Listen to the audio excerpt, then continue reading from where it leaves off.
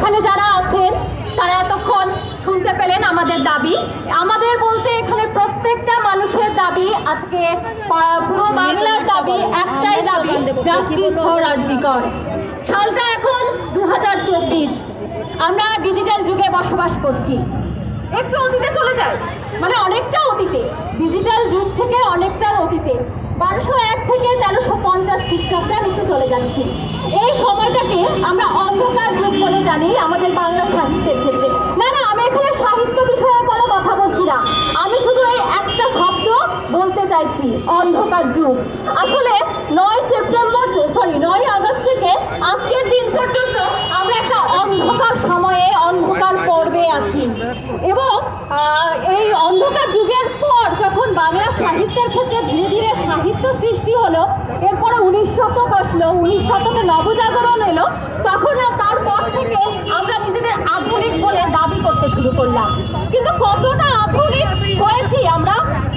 ভালো পোশাক, মানে শৌখিন পোশাক, হাতে অ্যান্ড্রয়েড ফোন আর গড়গড় করে ইংরেজি বললেই বোধহয় আমরা নিজেদের খুব আধুনিক বলে মনে করতে শুরু করেছি।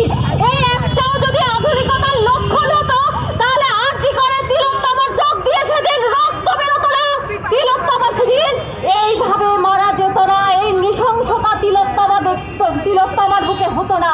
তিলোত্তমা মানে তো তিল তিল করে গড়ে ওঠা সৌন্দর্য, সেই সৌন্দর্যের প্রতীক ছিল এই মহানগরী।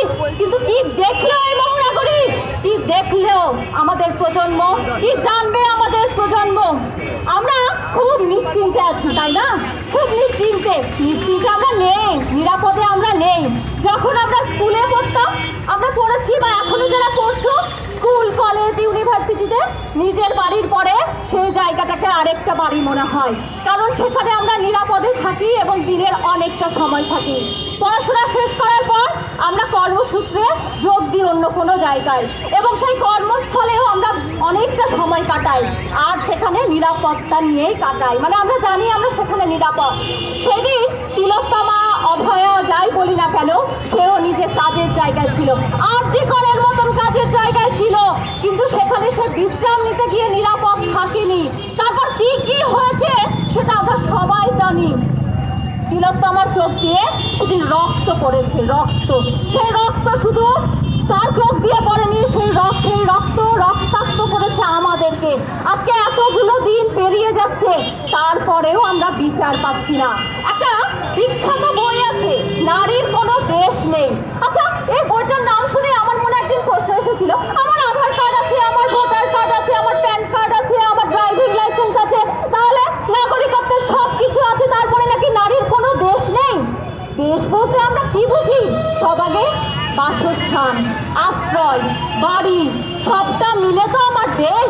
সেদিন তিলোত্তমা তার দেশে ছিল, তার বাসস্থানে ছিল, তার আশ্রয়ে ছিল, তারপরেও তাকে এইভাবে এই নৃশংসতা দেখতে হলো, নৃশংসভাবে মরতে হলো।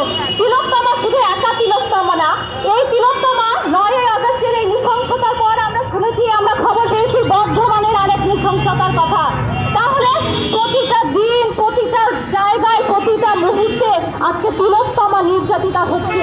আজকে তিলোত্তমা শুধু সৌন্দর্যের প্রতীক না, তিলোত্তমা শুধু মহানগরী না, তিলোত্তমা হয়েছে প্রতিটা মেয়ে।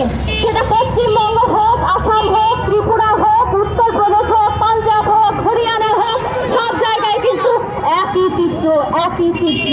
ঘটনার পর ঘটনা ঘটে যাচ্ছে, পুনরাবৃত্তি হয়ে যাচ্ছে, কিন্তু দৃষ্টান্তমূলক শাস্তি কি আদৌ হচ্ছে?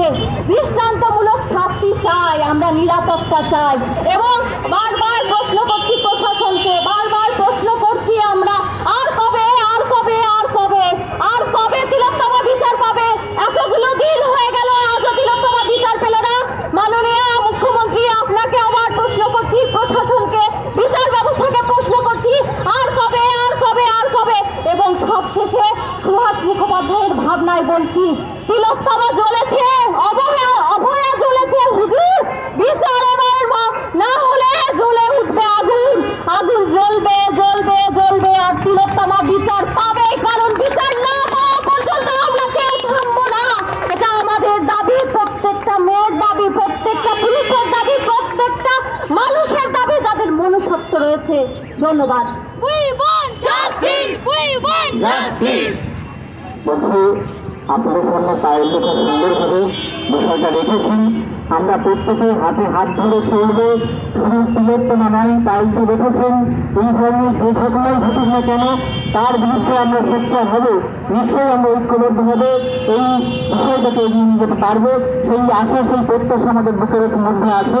তাহলে আজকে আমরা আমাদের কর্মসূচি এখানে শেষ করছি। পরবর্তীতে আবার যখন যা হবে সেটা আপনাদেরকে প্রত্যেককে আমরা আবার একইভাবে জানিয়ে দিতে পারবো। এবং আমাদের যে গ্রুপটা আছে যারা যুক্ত